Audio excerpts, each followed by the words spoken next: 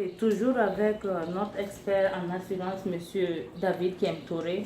Maintenant, il va nous parler de l'assurance disability. Tantôt, vous aviez dit que pour l'assurance disability, il y a le short term et le long term, court term et long term. Donc, en quoi cela consiste? Ok, merci bien.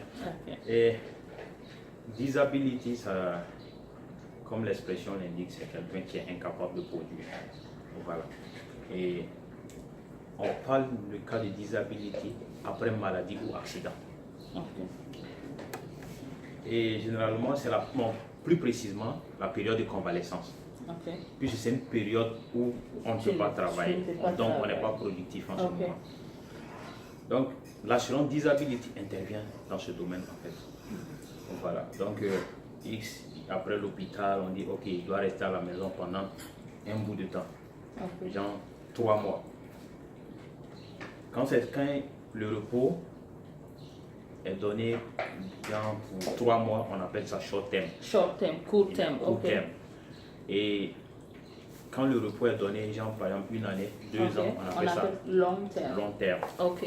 Donc, on voit qu'il y a des cas d'accident ou de maladies qui clouent les personnes pendant 1 année, 2 ans, 3 mois. Travailler. Voilà. Et on s'est dit, ben, peut-être dans 2 ans, la personne va se retrouver.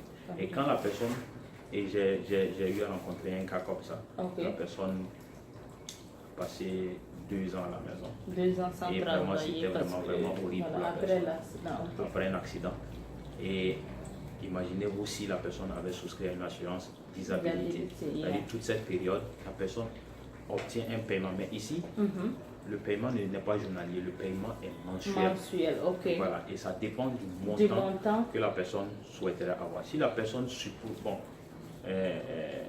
suppose que cette dépense mensuelle peut atteindre genre $2000, la personne peut souscrire disability là au montant de $2000. Et ce montant de $2000, peut-être il va se retrouver à payer un truc de $20 ou $25 par mois. Par mois. Ok. Pour pouvoir bénéficier peut-être de $2000 chaque mois. $2000 chaque mois au cas où il est cloué, la personne est clouée à la maison et il est en état, elle a un handicap, il ne peut pas, soit après un accident ou une maladie, il peut plus, la personne ne peut plus produire. Ok, so pour l'assurance disability, il n'y a pas un montant fixe, c'est vous qui choisissez combien vous aimeriez avoir par mois en fonction de vos dépenses, au cas où vous seriez cloué et que vous n'êtes pas productif, vous ne pouvez pas travailler, le montant n'est pas fixé. Et les conditions pour souscrire, est-ce que c'est la même chose que les autres assurances? Bon, disability, généralement, il faut travailler. Il faut que tu sois... Voilà, un working permit ou quoi, je ne sais pas. Voilà, il faut un papier qui prouve en tout cas que vous travaillez. Voilà, vous travaillez. Ok.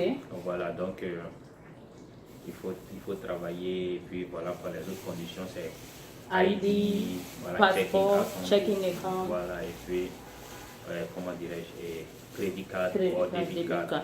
Ok, maintenant, quand vous avez appliqué pour l'assurance disabilité et que vous êtes dans le cas, comment est-ce que l'assurance procède? C'est chaque mois qu'il vous verse ça? Vous devez envoyer une preuve ou bien c'est l'assurance qui doit venir constater cela?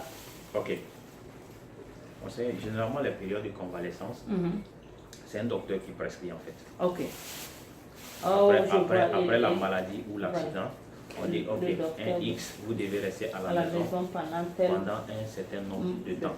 Ok. Et voilà, ce papier, vous